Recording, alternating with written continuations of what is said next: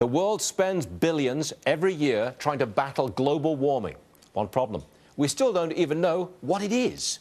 It's the topic of John Stossel's show tonight, and he's going to be here after this. Just look at this.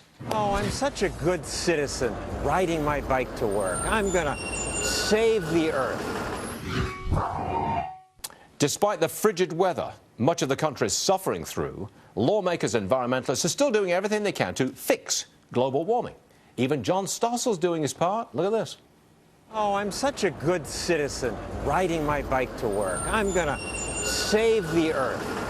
OK, John's always a little tongue-in-cheek, but this is a serious subject.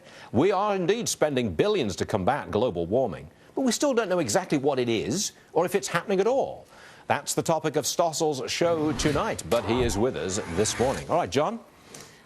You got a green phone sitting there. Do you want to get right into that? Before my show comes on, we asked Al Gore if he would just argue. We have a special phone line for him, but he never calls. What do you mean? Nobody's sure whether global warming exists. Are you a denier?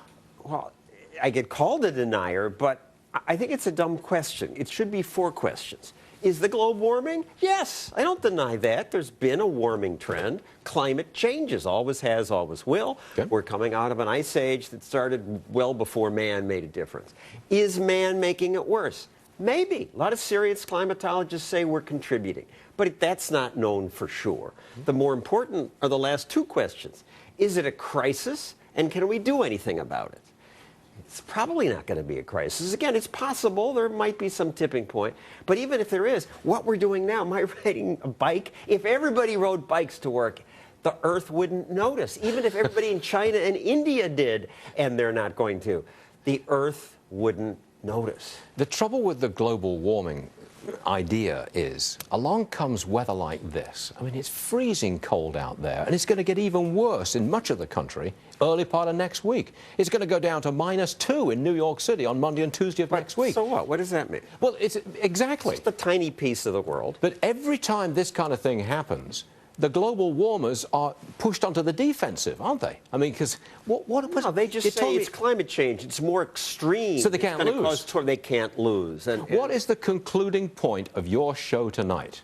That maybe it's a problem, but we have real problems now, from malnutrition and unsafe drinking water in Africa, and we're going broke. We're spending more than $100 billion on stuff that won't make any difference.